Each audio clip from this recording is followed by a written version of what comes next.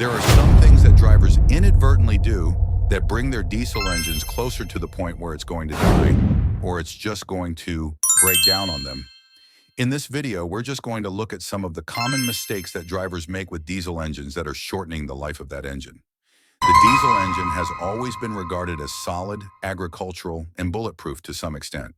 Diesel engines do operate at lower RPM.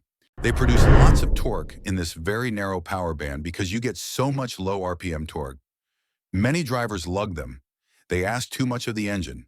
Now, a diesel engine is fairly good at delivering torque from low down, but we still need to be sympathetic about our gear selection. We don't want to put unnecessary strain on the engine or the transmission, and just choosing the wrong gear can put that strain on the engine or the transmission. We need to be particularly sensitive. If we keep stalling the car because we're in the wrong gear, or driving at the very lowest PM that we can reach is the most economical point to drive at, we are fooling ourselves. That is not true with a diesel engine, and it's already got a very narrow power band. So it makes a lot of sense to fully exploit that power band.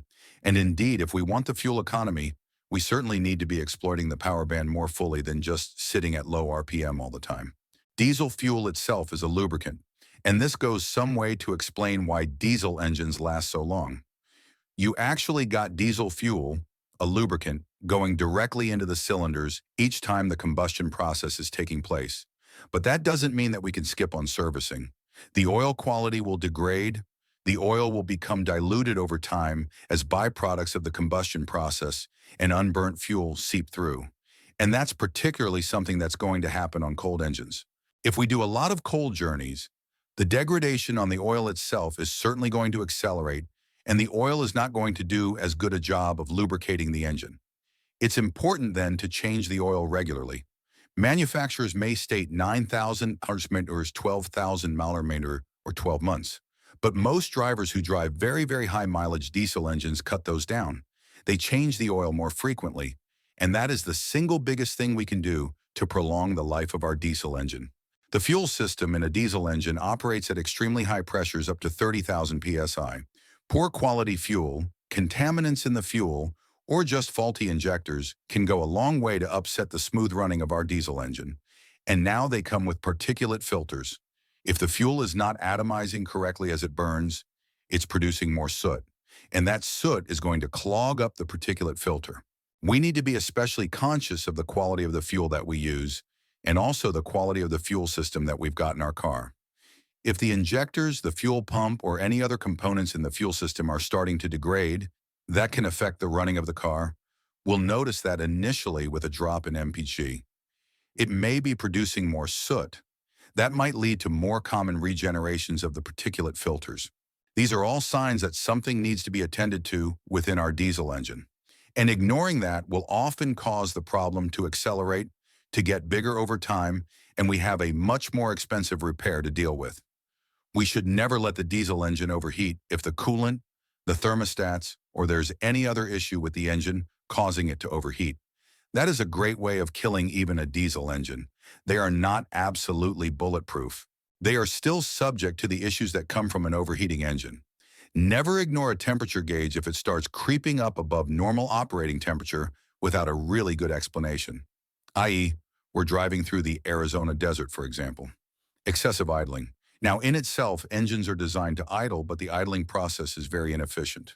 You're dumping a lot more moisture in the oil components in the engine, and that leads to enhanced wear and tear because the oil has now got water vapor collecting in it. And at the idling process, you may get more unburnt fuel going through into the engine oil itself. There's a lot of reasons why we shouldn't idle an engine, a diesel engine particularly, for long periods of time. They can do it. They won't die if we just do long periods of idling, but we're degrading the oil, and the wear and tear on the engine is going to accumulate faster if we have this habit of allowing the engine to idle all the time. You see a lot of delivery drivers in vans and trucks. They just leave the engine on all day long. The expense of the wear and tear on the starter motor will outweigh the saving that they would make by shutting the engine off. But we need to bear in mind as well that these engines are hot all day long. They're not doing the short journeys. They get plenty of chance to burn off all of these contaminants that have built up in the oil itself. And that's probably why a lot of these delivery drivers get away with these excessively long idling periods on their diesel engines. We see a lot of issues that come about where people delete the emission control systems. They just blank off, say, the EGR. They drill a big hole in the particulate filter. These all reduce a lot of the problems that they may have been experiencing, which are often down to poor maintenance or just the age of the vehicle requiring a little bit more care and attention. And in order to save that expense, they've cut corners, but they've not done it properly. Any adjustment in the pollution control systems requires an adjustment in the ECU. If the engine is still expecting these pollution control systems to be operational, it's going to be getting some very weird signals when they're not operational, and that can lead to poor running and further issues. Diesel engines, like most engines, are particularly sensitive to cold starts. A lot more wear and tear happens during the cold start, and we can offset a lot of that by driving for a longer period of time. We want to avoid those short journeys on our diesel engines. If we only ever do short journeys in our diesel engines, that is going to lead to all sorts of issues. The particulate filter, for one, is not going to like that. It's never going to get up to temperature to burn off the particulates it's collected, and that's going to lead to blockages and poor running. Also, the engine is not going to be as well lubricated during these multiple cold starts. The oil itself is going to degrade. The chances of fuel dilution happening is much greater on a cold diesel engine than on a warm diesel engine. If we're forced to do lots of short journeys in our day-to-day work, let's try and take the car for a run at the weekend, and let's shorten our service intervals and get that oil change. These are all ways of protecting the longevity of our diesel engine. The particulate filter regeneration needs about 600 degrees centigrade. That's about 1,112 degrees F. And that only happens under certain driving conditions, and the regeneration process needs about 15 to 20 minutes. I've done other videos that go into the regeneration process in more detail, but if we never let this regeneration process kick off, or we never let it fully complete, that is going to lead to big problems, very expensive problems further down the line on our diesel engine. If you want to know the signs to look out for as to if the DPF regeneration is taking place, I've done another video on that, so check that out. I'll try and drop a link into the description for that so you can refer to that if that was something that worried you. It's also good to check regularly for error codes. Just plug in your OBD reader into the OBD2 port on the car and download any error codes and diagnose them. That will give you an early heads up to potential sensor malfunctions or other issues that are happening inside your diesel engine. And by getting these early signs, you've generally not always experienced problems with the diesel engine itself, and you can save yourself a breakdown or a more expensive repair bill just by nipping these things in the bud.